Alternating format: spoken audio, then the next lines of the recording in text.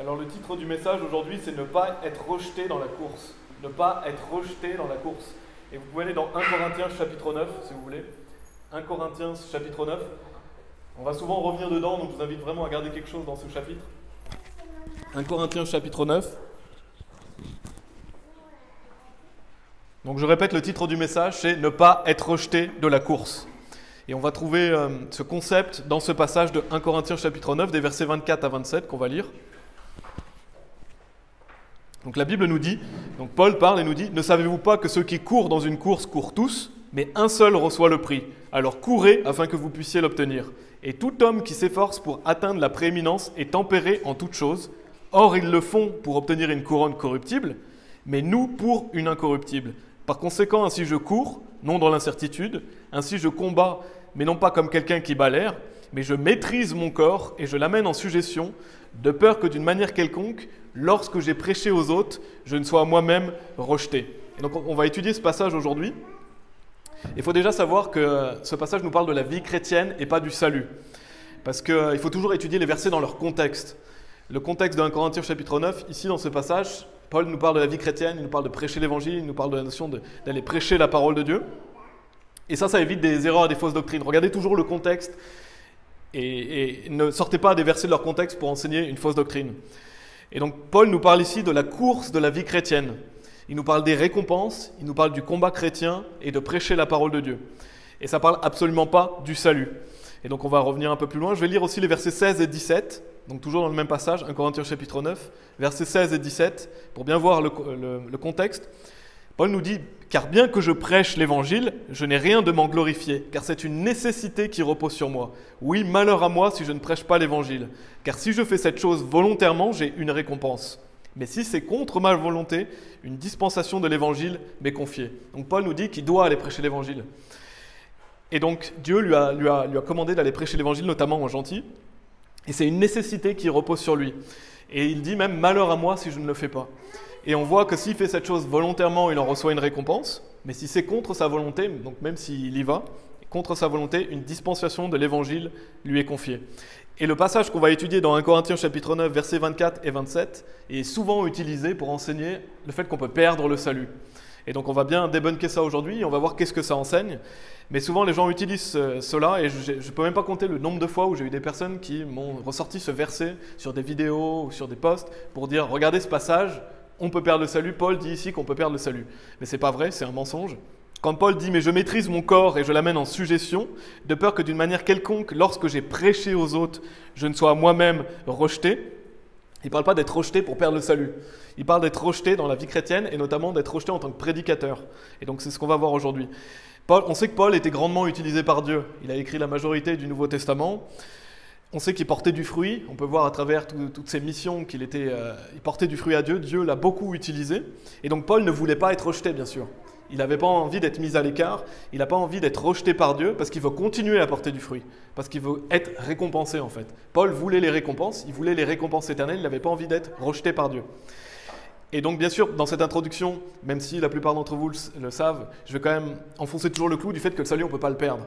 Pour bien prouver que ce passage ne parle pas de ça, on a Jean chapitre 10, verset 28 qui nous dit « Et je leur donne la vie éternelle, et elles ne périront jamais, et aucun homme ne les ravira de ma main », qui montre que quand on est sauvé, on est dans la main de Dieu, on ne périra jamais, on a la vie éternelle. Et on a Jean chapitre 6, verset 39, j'aime vraiment beaucoup ce verset qui prouve que le salut est pour toujours, qui nous dit « Et ceci est la volonté du Père qui m'a envoyé, que je ne perde rien de tout ce qu'il m'a donné, mais que je le ressuscite au dernier jour. » Donc ce verset prouve clairement que le salut, on ne peut pas le perdre. Et on voit dans ce verset que Dieu utilise le mot « perdre ». Je ne sais pas si vous l'aviez déjà souligné, mais Jésus nous dit que je ne perde rien de tout ce qu'il m'a donné. Donc justement, souvent les gens disent qu'on peut perdre le salut. Dieu utilise le mot « perdre » ici.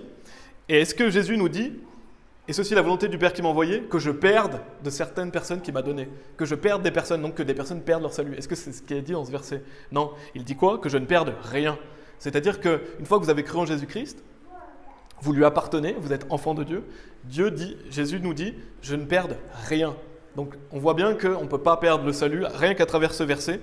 Et tous les gens qui disent qu'on peut perdre le salut disent que Jésus peut perdre ses brebis, donc que Dieu est un menteur. Donc en fait, les gens qui disent qu'on peut perdre le salut ne croient pas en la Bible, parce que la Bible dit le contraire. Et ça, c'est important de le souligner, parce qu'on va voir, ça enlève tous les doutes possibles sur ce passage de 1 Corinthiens chapitre 9.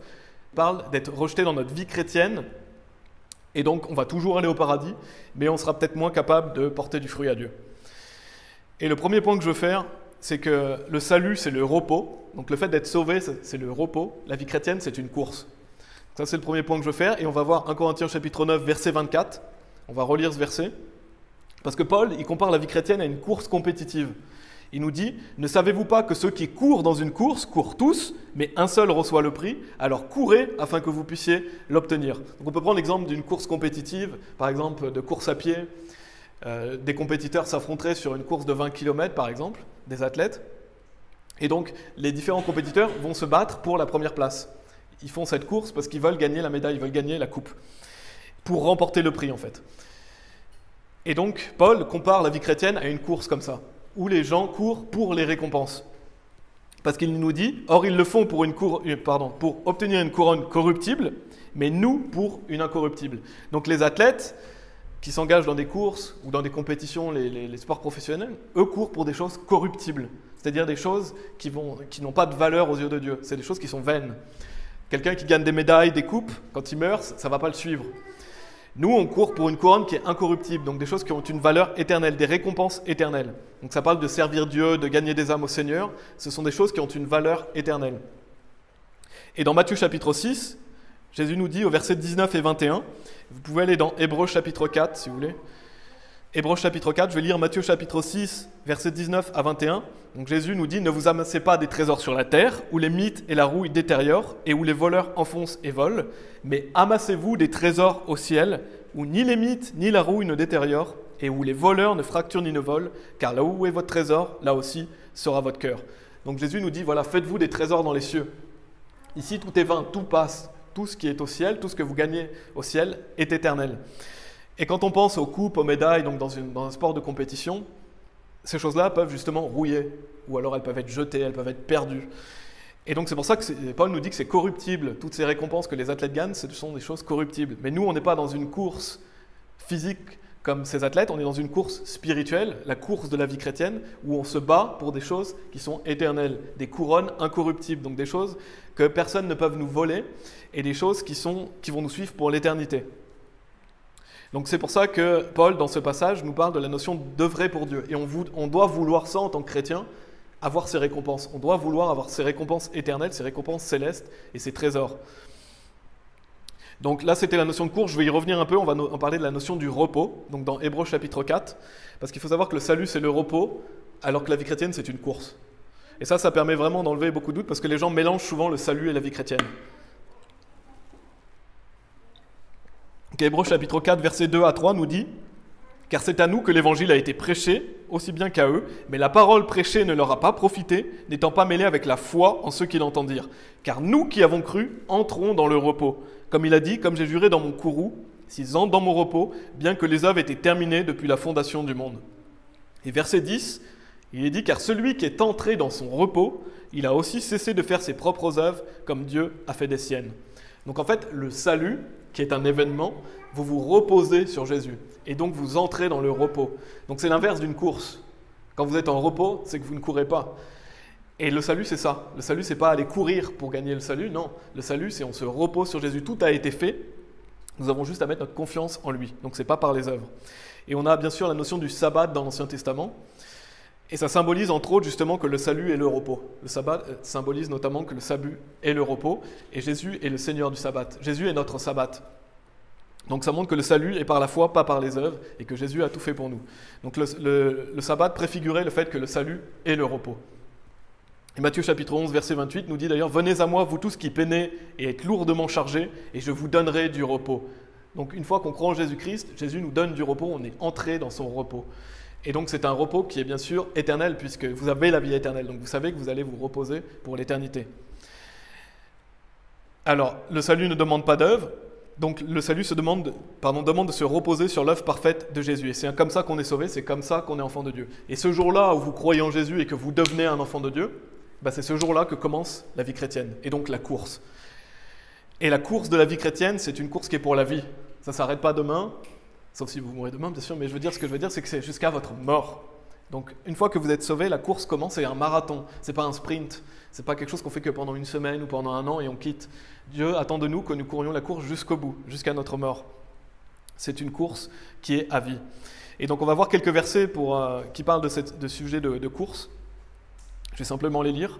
On a Hébreux chapitre 12, verset 1 qui nous dit « C'est pourquoi, voyant que nous aussi sommes environnés d'un si grand nuage de témoins, laissons de côté tout fardeau et le péché qui nous assiège si aisément. » Et notez ce que dit Paul. « Et courons avec patience la course qui est placée devant nous. » Donc on voit, on doit courir avec patience. C'est un marathon, c'est quelque chose qui est quotidien. Et donc on doit s'engager dans cette course en tant que chrétien. Elle est placée devant nous. Et on a dans Galates chapitre 2, verset 2 « Et j'y montai par révélation et leur communiquai cet évangile, lequel je prêche parmi les gentils, mais séparément à ceux qui avaient bonne réputation. Et il est dit, de peur qu'en quelque sorte je ne cours ou n'ai couru en vain. » Donc Paul parle encore de cette notion de course de la vie chrétienne. Et Galates chapitre 5, verset 7, « Vous couriez bien, qui vous a empêché pour que vous n'obéissiez pas à la vérité ?» Donc il disait, voilà, vous étiez en train de bien courir. Donc on voit que Paul utilise plusieurs fois cette notion de courir, que c'est une course. Donc ça parle de la vie chrétienne. Et ça fait aucun doute que ça parle de la vie chrétienne. Ça ne parle pas du salut. Ce serait ridicule de courir une course pour aller gagner le salut. Non, parce que le salut est un cadeau. On ne peut pas dire que le salut est un cadeau si on doit courir pour aller le gagner. C'est plus un cadeau. C'est une récompense. Le salut, ce n'est pas une récompense. Ce n'est pas quelque chose qu'on mérite. Nous, on mérite l'enfer. On ne mérite pas le salut. C'est pour ça que le salut se reçoit gratuitement. Après, les récompenses, on doit les mériter. Et pour ça, on s'engage dans la course de la vie chrétienne. Donc tous les gens qui utilisent 1 Corinthiens chapitre 9, qu'on utilise aujourd'hui pour dire que pour être sauvé, il faut s'engager dans la course de la vie chrétienne, ne sont pas sauvés. Parce qu'ils croient mériter le salut, ils croient qu'ils doivent l'avoir par leurs œuvres.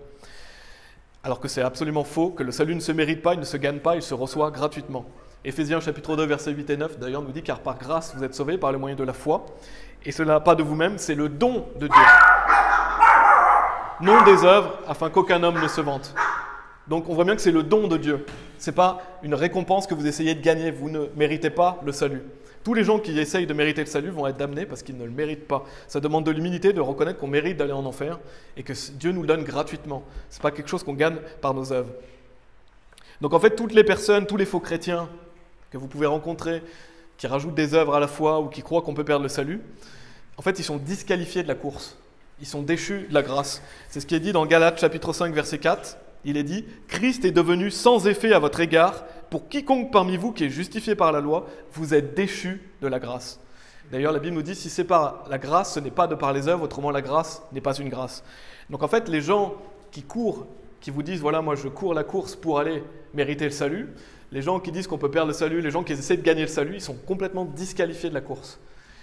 Et donc ils vont aller en enfer. Pourquoi ? Parce qu'on ne mérite pas le salut. Donc ces gens sont disqualifiés. Et ils ne pourront pas aller au paradis, tout simplement. Donc, les gens qui vous disent qu'il faut suivre Jésus, qu'il faut se repentir de ses péchés, qu'il faut être fidèle jusqu'à la mort à Jésus-Christ, sont des gens qui sont disqualifiés du salut. Ils s'engagent dans une course qui est vaine, parce qu'ils essaient de gagner le salut par leurs œuvres. Ce sont des faux chrétiens qui sont disqualifiés. Alors que nous, qui avons cru en Jésus-Christ, si vous avez cru en Jésus-Christ, une fois que vous êtes enfant de Dieu, quand vous vous engagez dans la course, c'est une course à vie, mais c'est pour les récompenses. Vous savez que vous êtes sauvés. Vous voulez avoir des récompenses. Et parce que, bien sûr, vous voulez glorifier Dieu, vous aimez Dieu et vous aimez votre prochain. D'ailleurs, c'est pour ça que Paul nous dit « Or, ils le font pour obtenir une couronne corruptible, mais nous, pour une incorruptible. » Donc, on doit désirer être couronné, on doit désirer ces récompenses que Dieu promet à ceux qui œuvrent pour lui. Jésus nous dit dans Apocalypse chapitre 22, verset 12 « Et voici, je viens rapidement, et ma récompense est avec moi, pour donner à chaque homme selon ce que son œuvre sera. » Jésus va récompenser chaque homme selon ses œuvres. Donc quand vous faites des choses pour Christ, ce n'est pas vain, c'est des choses qui ont une valeur éternelle et vous recevrez la récompense de tout ce que vous faites pour lui. C'est une promesse parce que Dieu nous le dit dans sa parole.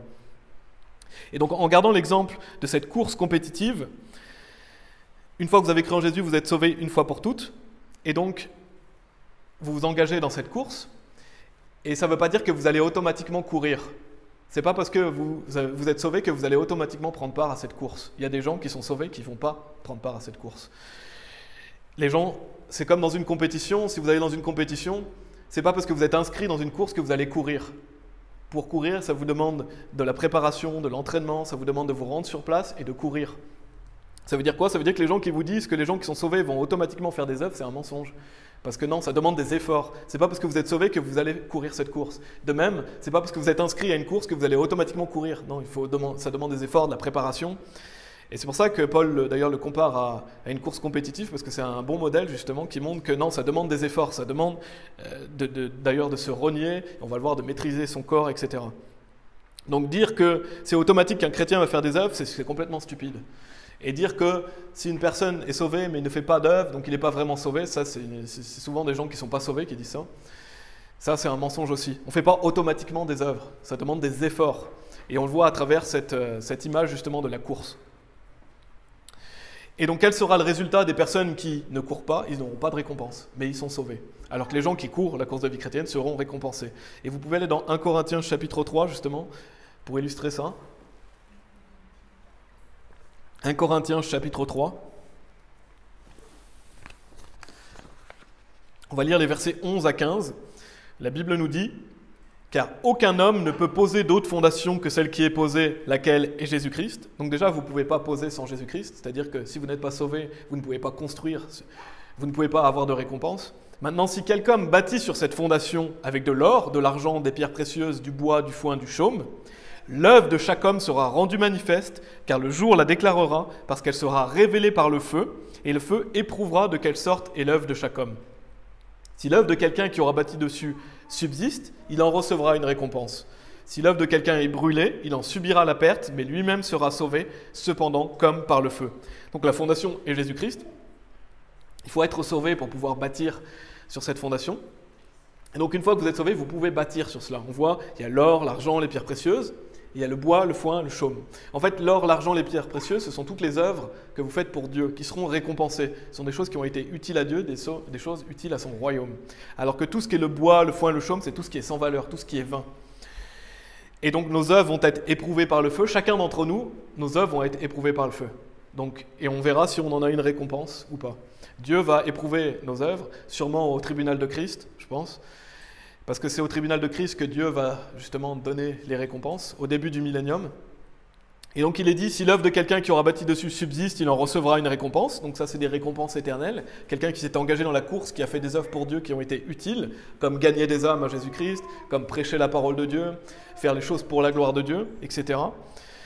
Et il est dit, si l'œuvre de quelqu'un est brûlée, il en subira la perte, mais lui-même sera sauvé, cependant, comme par le feu. Donc cette personne est sauvée, mais elle n'est pas récompensée. C'est quelqu'un qui ne s'est pas engagé dans la course de la vie chrétienne. Et d'ailleurs, ce verset montre qu'une personne sauvée peut ne faire aucune œuvre. Il est dit, si l'œuvre de quelqu'un est brûlée, il en subira la perte, mais lui-même sera sauvé. Donc il n'a pas de récompense, mais il est sauvé. Et donc ça rejoint cet exemple qu'on a vu de « Ne savez-vous pas que ceux qui courent dans une course courent tous, mais un seul reçoit le prix. Alors courez afin que vous puissiez l'obtenir. Et tout homme qui s'efforce pour atteindre la prééminence est tempéré en toutes choses. Or, ils le font pour obtenir une couronne corruptible, mais nous pour une incorruptible. » Donc ce qu'on a vu dans 1 Corinthiens chapitre 9, c'est justement cette notion de vouloir être récompensé et de s'engager dans la course. En fait, Paul, il nous invite, mais il nous commande aussi. Parce qu'il sait que c'est ce qu'il y a de mieux. Parce que nous n'avons pas été créés pour nous-mêmes, mais pour la gloire de Dieu. Et on veut être utile au royaume de Dieu. D'ailleurs, Philippiens chapitre 3, verset 14 nous dit aussi « Je cours vers le but pour le prix de l'appel d'en haut venant de Dieu en Christ Jésus. » Et vous pouvez aller dans 2 Timothée chapitre 4. Il faut savoir que Paul a couru jusqu'au bout. C'est ce qu'on veut justement en tant que chrétien. Ce n'est pas arrêter demain, ce n'est pas une course sur 1 an, 2 ans, non, c'est une course à vie. Paul a fait ça. Paul, justement, qu'est-ce qu'il a dit peu de temps avant de mourir dans 2 Timothée chapitre 4 ? Au verset 6, il a dit « Car je suis maintenant prêt à être offert et l'heure de mon départ est à portée de la main. » Et il dit « J'ai combattu un bon combat, j'ai achevé ma course, j'ai gardé la foi. Désormais m'est réservé une couronne de droiture, laquelle le Seigneur, le juge droit, me donnera en ce jour-là, et non seulement à moi, mais à tous ceux aussi qui aiment son apparition. » Donc on voit que Paul a achevé sa course. Il a combattu un bon combat, il a achevé sa course, il a gardé la foi. Et donc c'est ce qu'on veut, aller jusqu'au bout de notre course, aller jusqu'à notre mort, on doit courir pour Dieu. Et une chose importante que je veux souligner aussi, c'est que chacun court sa propre course. Donc si vous êtes une personne sauvée, courez votre propre course. Ça veut dire quoi ? Ça veut dire qu'on ne court pas les uns contre les autres. Ce n'est pas comme une compétition sportive où les gens courent les uns contre les autres. En tant que chrétien, on ne court pas les uns contre les autres, on court chacun sa propre course. Et d'ailleurs, on est en compétition les uns avec les autres même. En fait, on est en équipe. Quand on court la course de la vie chrétienne, on court en équipe. Mais chacun court sa propre course. On n'est pas là non plus pour se comparer aux autres. On ne doit pas comparer notre propre course aux courses des autres personnes. En fait, la personne à qui vous devez vous comparer, c'est Jésus-Christ. Et déjà, si vous vous comparez à Jésus au lieu de vous comparer aux autres, ça vous rendra un peu plus humble déjà. Parce que si vous vous comparez à Jésus-Christ, vous comprendrez que vous avez des efforts à faire, vous avez des choses à améliorer. Notre modèle, c'est Christ, ce n'est pas notre frère ou notre sœur. Donc quand on court la course, on ne se compare pas notre course à un autre chrétien. On se compare à Jésus-Christ. Et on court sa propre course, on se réjouit en soi-même. On n'est pas là pour se vanter ou se glorifier, on se réjouit en soi-même, c'est ce que dit la Bible. De se réjouir en soi-même et de se réjouir que Dieu nous donne cette grâce de pouvoir faire des choses pour lui et d'avoir des récompenses. Mais on n'est pas là pour se vanter, se glorifier soi-même. En fait, même quand vous courez votre propre course, vous devez être capable d'encourager les frères et sœurs à courir leur propre course. Les élever justement, les aider dans leur course. On n'est pas là pour les rabaisser ou pour essayer d'être le meilleur et de gagner la première place face à un frère ou une sœur, c'est faux ça. Vous courez votre propre course, vous encouragez les autres. D'ailleurs, quand Jésus parle justement, quand on voit Jacques et Jean, je crois que c'est dans le même passage, qui demandent s'ils peuvent être à la main droite ou à la main gauche de Jésus, Jésus leur dit comment, en étant serviteur, en étant ministre. Il dit que c'est le Père qui décidera. Et donc on voit que la voie d'arriver justement à avoir des récompenses, c'est en étant serviteur des autres, c'est en étant ministre des autres, c'est donc en aidant les autres, c'est pas en les rabaissant. Et donc pour conclure ce point, je veux noter aussi que si on peut courir, c'est par l'Esprit de Dieu, c'est par la grâce de Dieu, c'est par la force de Dieu, parce que 1 Corinthiens chapitre 15, verset 10 nous dit « Mais par la grâce de Dieu, je suis ce que je suis, et sa grâce qu'il m'a accordée ne fut pas en vain, mais j'ai peiné plus abondamment que tous, cependant non pas moi, mais la grâce de Dieu qui était avec moi. » Donc Paul dit voilà, il a peiné plus que tous, mais cependant pas lui, mais la grâce de Dieu qui est avec lui. Si vous pouvez œuvrer pour Dieu, c'est grâce à Dieu. Déjà, c'est lui qui vous donne la vie, et en plus, c'est lui qui vous équipe de son esprit, c'est lui qui vous donne la capacité de le servir. Et Ésaïe 40, verset 31 nous dit aussi « Mais ceux qui attendent le Seigneur renouvelleront leur force, ils s'élèveront à tire d'aile comme les aigles, ils courront et ne se fatigueront pas, et ils marcheront et ne défailleront pas. » C'est un de mes versets préférés, je vous encourage vraiment à le retenir, parce qu'il faut comprendre que c'est pas par la chair qu'on va faire la course. Et ça aide les personnes justement qui se disent « Moi, je suis fatigué de courir ». Parce que ça arrive à tout le monde, des fois on est fatigué de courir. On est fatigué de la vie chrétienne est difficile. On peut être fatigué de courir, mais justement ce verset nous aide à ne pas avoir cette fatigue, parce qu'on voit que la Bible nous dit « Ceux qui attendent le Seigneur renouvelleront leur force ». Donc si vous êtes fatigué de courir, c'est que vous courez dans la chair en fait. Non, il faut courir dans l'esprit, parce que ceux qui s'attendent au Seigneur, ils renouvellent leur force. Donc quand vous attendez à Christ, vous n'êtes jamais fatigué en fait. Bien sûr, vous pouvez être fatigué physiquement, c'est normal, on a un corps physique. Mais ce que je veux dire, c'est que vous continuez la course. Parce que c'est Dieu qui vous donne la force, et quand vous vous attendez à Dieu, vous renouvelez vos forces. Donc chaque jour, vous pouvez renouveler vos forces. Et il nous dit, ils courront et ne se fatigueront pas. Donc on voit que les personnes qui courent pour Christ ne vont pas se fatiguer. Pourquoi ? Parce qu'ils ne courent pas par la chair, mais par l'esprit. Et donc si vous êtes fatigué de courir, dites-vous, c'est parce que je cours dans la chair. Je devrais courir dans l'esprit, parce que ceux qui courent dans l'esprit renouvellent leurs forces. Et donc ils ne sont pas fatigués de courir. Paul, il n'a jamais dit qu'il était fatigué de courir. Il a achevé sa course, il était heureux d'avoir achevé sa course, par la grâce de Dieu. Donc ça c'est important parce que ça nous arrive à tous d'être fatigués et on a des hauts et des bas bien sûr, on n'est pas parfait, on a notre chair qui est toujours là. Mais quand on est fatigué, pensons justement à ce genre de versets, il y en a d'autres qui nous encouragent à renouveler nos forces et à savoir qu'on ne peut pas se fatiguer quand on court pour Dieu. Et la clé pour réussir, vraiment, je pense que la clé pour réussir, c'est de regarder à Jésus. Donc c'est de ne pas faire la course par la chair, mais de regarder à Jésus. Parce que Hébreux chapitre 12, verset 2, donc juste après justement au verset 1 qu'on avait lu tout à l'heure, qui nous disait que on devait courir avec patience.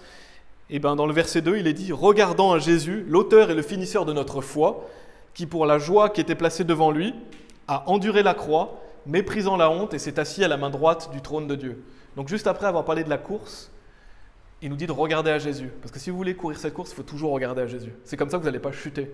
C'est comme ça que vous allez éviter des pièges. Et bien sûr, on chute tous à des moments donnés, mais ce que je veux dire, c'est que vous allez vous relever. Vous allez continuer, parce que si vous regardez à Jésus, vous allez continuer cette course jusqu'au bout. C'est quand vous arrêtez de regarder à Jésus, en fait, que vous chutez. Si vous regardez toujours à Jésus, alors vous allez toujours courir cette course. Et il faut faire comme lui. C'est ce qui est dit, voir la joie qui est placée. Donc il est dit, qui pour la joie qui était placée devant lui. Donc vous devez voir la joie qui est placée devant vous, le fait que vous allez aller au paradis, et le fait aussi que Dieu va vous récompenser. Donc vous devez regarder à cette joie qui vous attend plus tard, à endurer la croix, parce que Jésus devait endurer la croix, mais nous-mêmes, nous devons prendre notre croix et suivre Jésus. Et il est dit méprisant la honte, parce qu'en tant que chrétien, on va souvent avoir des situations honteuses, ne serait-ce que quand on prêche l'évangile, les gens vont se moquer de nous, nos proches peuvent se moquer de nous, les gens en général vont se moquer de nous, ils ne vont pas comprendre pourquoi on vit comme ça. Et donc, on a cette assurance d'aller au paradis, donc on doit faire comme Jésus dans ce passage. On doit regarder à Jésus, mais on doit justement voir la joie qui est placée devant nous, on doit endurer la croix, porter notre croix et mépriser la honte. Et vous savez que vous allez aller passer votre éternité à ses côtés. Donc ça aussi, ça permet de courir cette course jusqu'au bout. Ça, c'est le premier point. Donc on a vu que le salut, c'est le repos. La vie chrétienne est une course. On va continuer 1 Corinthiens chapitre 9. Le deuxième point, et donc c'est relié au titre de mon message, c'est le fait de maîtriser son corps afin de ne pas être rejeté. Donc le titre de mon message, c'était ne pas être rejeté de la course. Et donc je vais expliquer bien sûr ce que ça signifie. Mais déjà, on va lire 1 Corinthiens chapitre 9, la suite, versets 26 et 27. Par conséquent, ainsi je cours, non dans l'incertitude, ainsi je combats, mais non pas comme quelqu'un qui bat l'air, mais je maîtrise mon corps et je l'amène en sujétion, de peur que d'une manière quelconque, lorsque j'ai prêché aux autres, je ne sois moi-même rejeté. Déjà, on voit que Paul, il court non dans l'incertitude. Et qu'est-ce que ça veut dire? Ça veut dire que Paul ne courait pas d'une manière incertaine. Parce que l'incertitude, c'est le contraire de la certitude. Donc l'incertitude, c'est le fait de ne pas être sûr de quelque chose. Paul ne courait pas en n'étant pas sûr de ce qu'il faisait. Paul savait ce qu'il faisait. Donc il courait de manière certaine. Et ça veut dire quoi? Ça veut dire qu'il avait une direction, un but, il savait ce qu'il faisait. Et ça, nous, on l'avons avec la parole de Dieu, bien sûr. Comment vous savez quelle course il faut courir? En lisant la Bible. Vous avez un but, vous avez un objectif, vous ne courez pas de manière incertaine. Vous n'allez pas dans tous les sens. Donc Paul ne courait pas dans l'incertitude.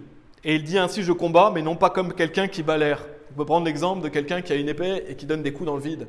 Si par exemple vous vous engagez dans un combat à l'épée, si vous prenez votre épée et que vous battez l'air, vous vous exposez à être défait par l'adversaire et donc vous allez perdre le combat.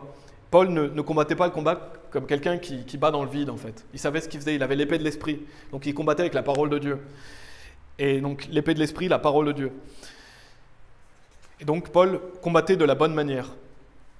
Et donc on va voir le verset 27 maintenant qui nous dit « Mais je maîtrise mon corps et je l'amène en sujétion de peur que d'une manière quelconque, lorsque j'ai prêché aux autres, je ne sois moi-même rejeté. » Et il ne faut pas oublier ce qu'il a dit un peu plus tôt aussi, que j'ai déjà lu. « Et tout homme qui s'efforce pour atteindre la prééminence est tempéré en toutes choses. » Notez qu'il est dit « est tempéré en toutes choses. » Donc on a cette notion d'être tempéré, cette notion de tempérance.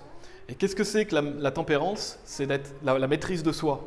C'est le fait de maîtriser son corps. Donc on voit l'importance de la maîtrise de soi dans ce passage. C'est très important. En tant que chrétien, on doit être maître de soi-même. Et donc c'est le fait d'amener son corps à la sujétion, de l'assujettir. En fait, vous devez être au contrôle de votre chair. Ce n'est pas votre chair qui doit dicter ce que vous faites. Vous devez contrôler votre chair. Vous devez amener votre corps à la sujétion et avoir de la maîtrise de soi, donc de la tempérance. Les athlètes, les personnes de haut niveau, les professionnels, quand ils s'engagent dans une compétition, ils ont souvent un régime strict alimentaire, ils ont un entraînement, ils font des concessions, ils font des sacrifices. Il y a certaines choses qu'ils ne font pas. Donc ils ont cette notion de tempérance. Bien sûr, eux, c'est physique et c'est vain. Nous, c'est spirituel. Mais en tant que chrétien, on doit être tempéré. On doit être maître de soi. Et vous pouvez aller dans Romains chapitre 7. Romains chapitre 7. Maintenant, je vais beaucoup parler de cette notion de maîtrise du corps et de l'amener en sujétion, d'amener votre chair en sujétion. Donc Romains chapitre 7, Paul était sauvé à ce moment-là. Parce qu'il y a des gens qui essaient de dire, voilà, Paul n'était pas sauvé en Romains chapitre 7, c'est un mensonge. Versets 14 et 15, d'ailleurs Paul au verset 3, au chapitre 3, nous dit comment on est sauvé. Donc il était sauvé. Il n'est pas en train d'enseigner comment je suis sauvé au chapitre 3, en fait au chapitre 7 il n'est pas sauvé. Parce qu'il y a des gens qui disent que Paul n'est pas sauvé ici, et je vais y revenir. Mais Romains chapitre 7, versets 14 et 15 nous dit, car nous savons que la loi est spirituelle, mais je suis charnel, vendu sous le péché. Car ce que je fais, je ne le permets pas. Car ce que je voudrais, cela je ne le fais pas. Mais ce que je hais, cela je le fais. Verset 18.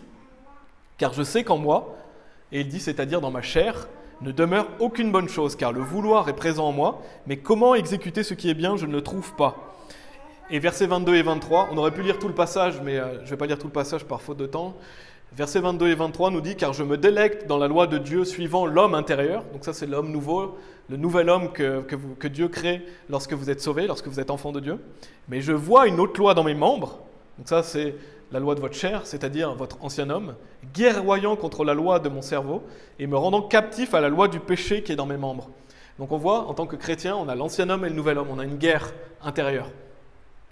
Et Paul disait qu'il était charnel. Justement, si je vous ai dit qu'il y a des gens disent que Paul n'est pas sauvé en Romains 7, c'est parce qu'il y a des gens que ça dérange qu'un chrétien puisse être charnel. y a des personnes qui disent qu'un chrétien ne peut pas être charnel. Paul était charnel. Donc Paul le dit, il était sauvé. Il était vendu sous le péché, comme il le dit. Pourquoi? Parce que notre chair, on ne peut pas la réformer. On ne peut pas changer notre chair. Tout ce qu'on peut faire, c'est marcher dans le nouvel homme. Si vous marchez dans l'ancien homme, vous êtes charnel. Si vous marchez dans le nouvel homme, vous êtes spirituel. Mais l'ancien homme, vous ne pouvez pas vous en débarrasser tant que vous êtes sur cette terre. Enfin, tant que vous êtes dans ce corps physique. Et donc, il n'y a aucune bonne chose dans la chair. Il nous dit, car je sais qu'en moi, c'est-à-dire dans ma chair, ne demeure aucune bonne chose. Donc, dans votre chair, il n'y a aucune bonne chose. Et c'est pour ça qu'il faut l'assujettir, c'est pour ça qu'il faut maîtriser son corps. Parce que dans votre chair, si vous laissez votre chair prendre le dessus, vous allez pécher. Il faut assujettir, maîtriser son corps, ne pas marcher dans l'ancien homme. Dans Éphésiens 4, versets 22 à 24, il est dit que vous dépouillez quant à votre ancien comportement le vieil homme, lequel est corrompu selon les convoitises trompeuses, et à être renouvelé dans l'esprit de votre cerveau, je préférerais dire de votre intelligence, et que vous revêtiez le nouvel homme, lequel est créé d'après Dieu en droiture et vraie sainteté. Donc on voit qu'on doit se dépouiller de l'ancien homme et qu'on doit revêtir le nouvel homme. Donc c'est quelque chose de quotidien, c'est quelque chose que vous devez travailler quotidiennement, c'est comme s'habiller, se revêtir. Paul nous dit « je meurs chaque jour ». Tous les jours, vous devez mourir à votre chair.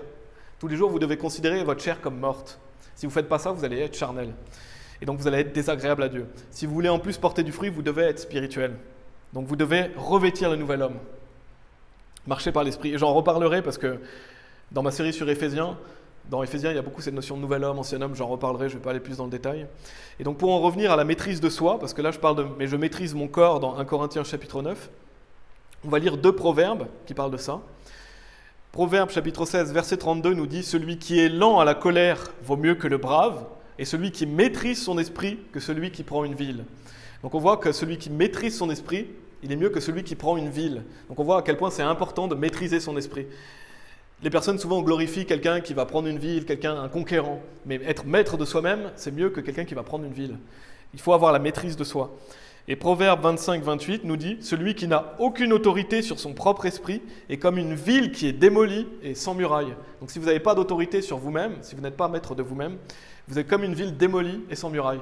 Donc comme une ville qui n'a aucune utilité en fait, et qui en plus est exposée. Donc si vous ne maîtrisez pas, vous êtes exposé, bien sûr vous êtes exposé aux attaques du diable, vous êtes exposé à chuter, et vous êtes comme une ville démolie. Donc c'est pas ce qu'on veut justement, on veut être maître de nous-mêmes. C'est pour ça que Paul il dit « Mais je maîtrise mon corps et je l'amène en suggestion de peur que d'une manière quelconque, lorsque j'ai pressé aux autres, je ne sois moi-même rejeté. » Donc on a vu cette notion de tempérance, d'avoir la maîtrise de soi, de rejeter l'ancien homme. Et maintenant on va voir cette notion de peur que d'une manière quelconque, lorsque j'ai prêché aux autres, je ne sois moi-même rejeté. Donc je l'ai déjà dit bien sûr, mais quand il dit d'être moi-même rejeté, il ne parle pas de perdre le salut. On a déjà écarté cette idée parce qu'on sait qu'on ne peut pas perdre le salut. Donc qu'est-ce qu'il veut dire par ça? En fait, il veut dire d'être rejeté dans son service à Dieu. Et il ne veut pas être rejeté de la course. Et donc, il ne veut pas être rejeté en tant que prédicateur. Et c'est là la différence, parce que je vous ai dit tout à l'heure qu'une personne qui s'engage dans la course, en fait, c'est même pas une course, c'est une course qui est vaine, mais une personne, un faux chrétien, qui croit qu'il mérite le salut et qui voit le salut comme une récompense et qui fait des œuvres pour aller au paradis, il est disqualifié de la course. Il n'est même pas dans la course. C'est un faux chrétien. Mais un vrai chrétien qui est dans la course, il peut être rejeté. C'est-à-dire qu'il peut être écarté. Et qu'est-ce que ça veut dire? Eh bien, on le voit avec le roi Saül dans l'Ancien Testament. Je vais lire deux versets de 1 Samuel qui nous parlent de la notion de rejeter. C'est 1 Samuel 15, verset 26, qui nous dit « Et Samuel dit à Saül, je ne retournerai pas avec toi, car tu as rejeté la parole du Seigneur, et le Seigneur t'a rejeté en tant que roi sur Israël. » Donc Saül, qui avait péché gravement contre Dieu, qui a rejeté la parole du Seigneur, Samuel lui dit, voilà, tu as été rejeté en tant que roi. Il a été rejeté, c'est-à-dire qu'il a été mis de côté, il a été mis à part. Et 1 Samuel, chapitre 16, verset 1 nous dit, « Et le Seigneur dit à Samuel, jusqu'à quand mèneras-tu deuil sur Saül, vu que je l'ai rejeté pour qu'il ne règne plus sur Israël?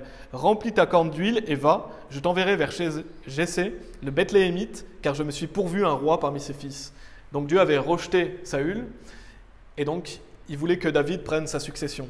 Et donc on voit dans ce passage que Saül a été écarté. Est-ce que Saül avait perdu son salut? Non, il était sauvé, mais il a été rejeté en tant que roi. Et on a la preuve dans la Bible que Saül était sauvé, c'est que quand il va aller voir celle qui évoque les esprits, Samuel va lui apparaître et Samuel va lui dire qu'il va le rejoindre. Et Samuel est au paradis. Donc on sait que Saül est allé au paradis, il a rejoint Samuel. Donc Saül n'a pas perdu son salut. De même, quand Paul il parle d'être rejeté, il ne parle pas du fait de perdre son salut. Il parle de la vie chrétienne. Donc il ne voulait pas être rejeté en tant que prédicateur de la parole de Dieu. En fait, Paul voulait continuer à être grandement utilisé par Dieu. Il voulait continuer à œuvrer pour Dieu, il voulait en recevoir une pleine récompense. Il savait que les récompenses étaient quelque chose qu'on doit désirer, il voulait ces récompenses. Et il ne voulait pas que Dieu le rejette. Donc si vous êtes pasteur, si vous êtes évangéliste, ou même si vous êtes un chrétien en général qui allait prêcher l'évangile, qui prêchait la parole de Dieu, vous ne voulez pas être rejeté. Parce que si Paul pouvait être rejeté, on peut être rejeté. Et donc on ne doit pas désirer ça. Et comment on fait pour ne pas être rejeté? On doit maîtriser notre corps, on doit l'amener en suggestion. Donc on doit rejeter l'ancien homme et marcher dans le nouvel homme. Parce que sinon vous pouvez être rejeté en prêchant aux autres. En fait on veut être un vaisseau à honneur et être plus saint, plus propice au service de Dieu. Et on va lire Jean chapitre 15. Jean chapitre 15, on va étudier un peu des versets 1 à 8.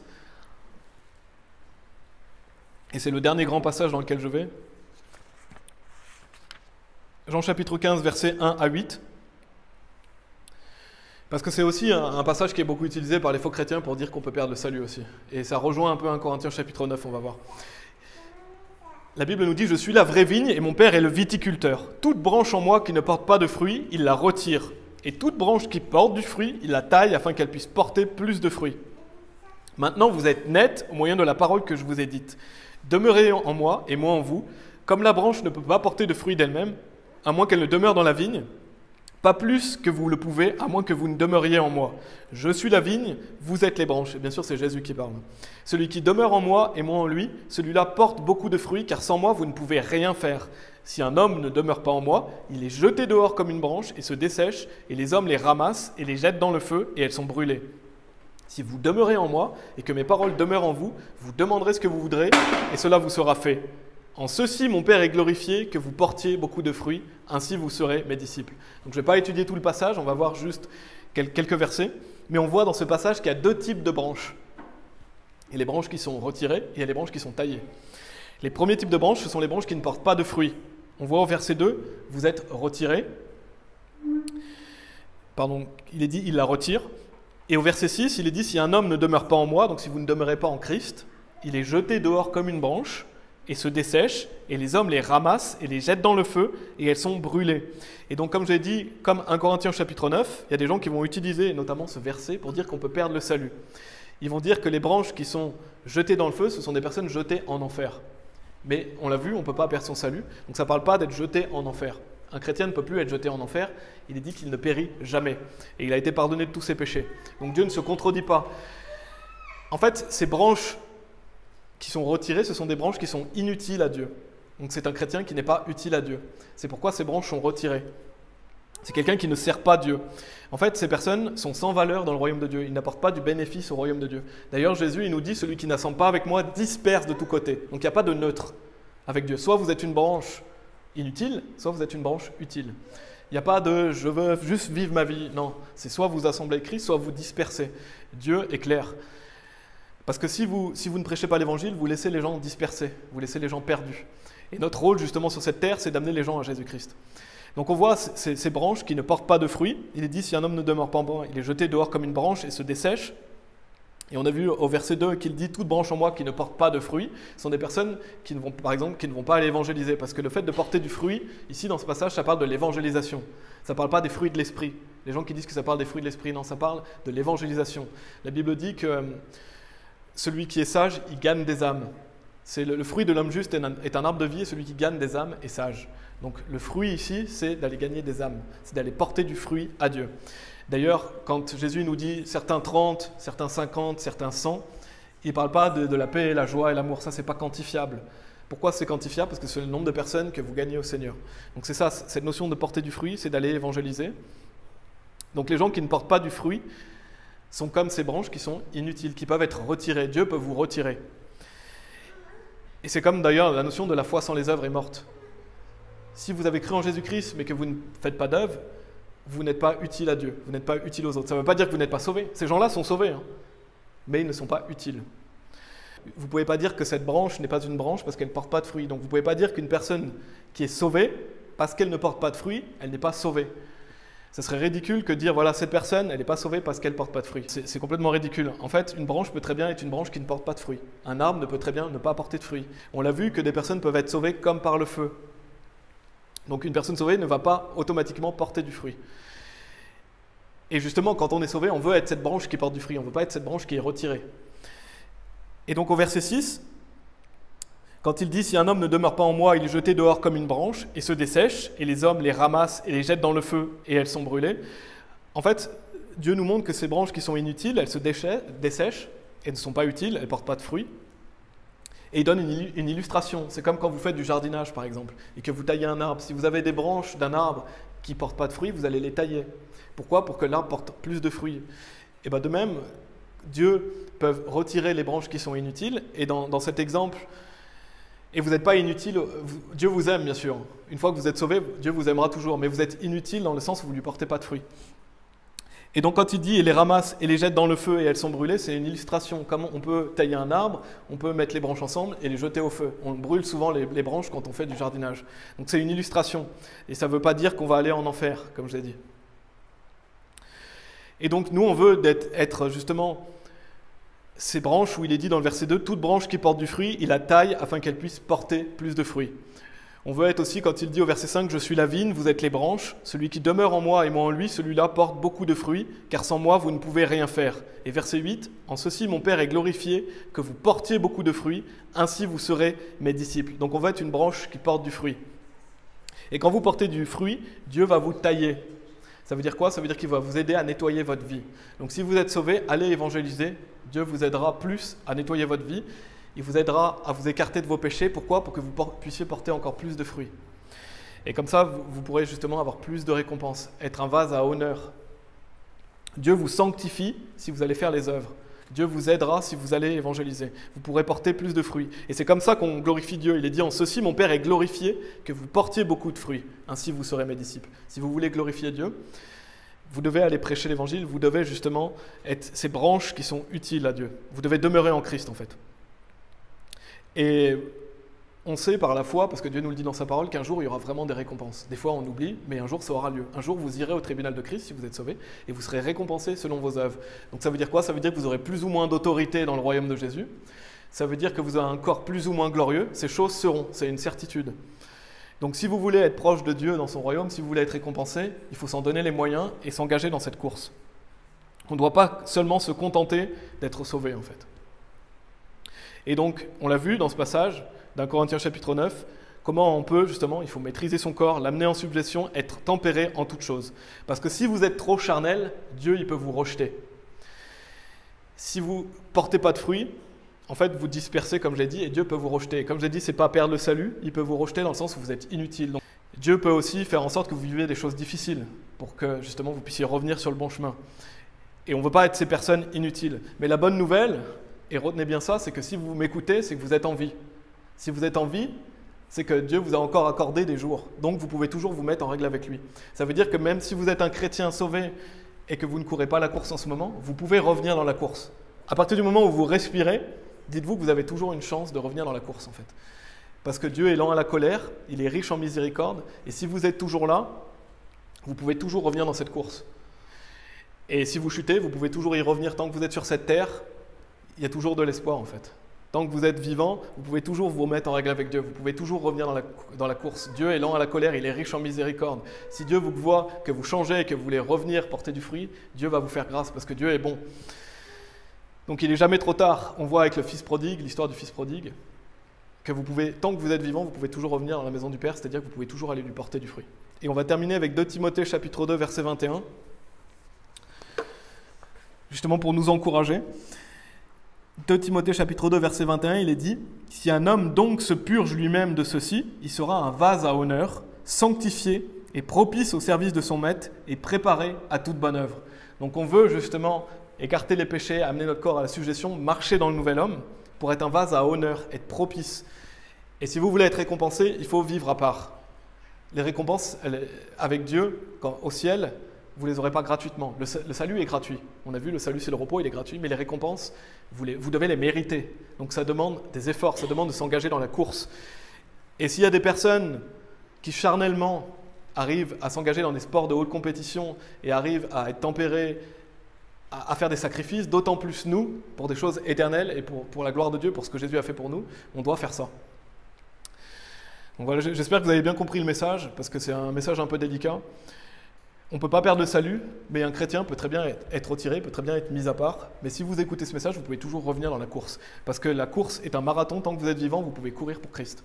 Vous avez toujours une chance tant que vous êtes ici, tant que vous respirez. Et on veut être ces branches qui portent du fruit, on veut être comme Paul et finir notre vie en disant « j'ai achevé ma course ». On va prier. Merci Père, parce que le salut est gratuit. Heureusement qu'on n'a pas à courir une course pour mériter le salut, parce que si on devait le mériter par nos œuvres, on devrait être parfait. Donc on ne peut pas y arriver. Donc on sait que ta parole nous dit que le salut, c'est le repos. Si on s'est reposé sur toi, alors on a l'assurance d'aller au paradis. Mais il y a plus que ça.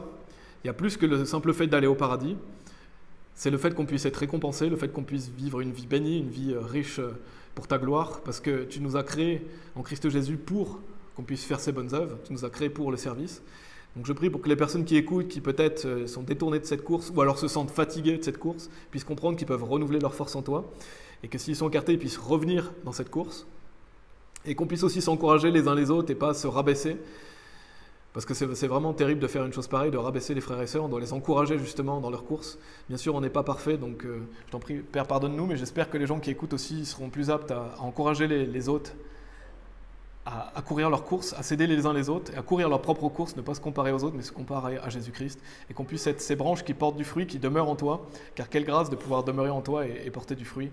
Et ainsi, vous serez mes disciples, tu l'as dit. Merci Seigneur. Au nom de Jésus-Christ, Amen.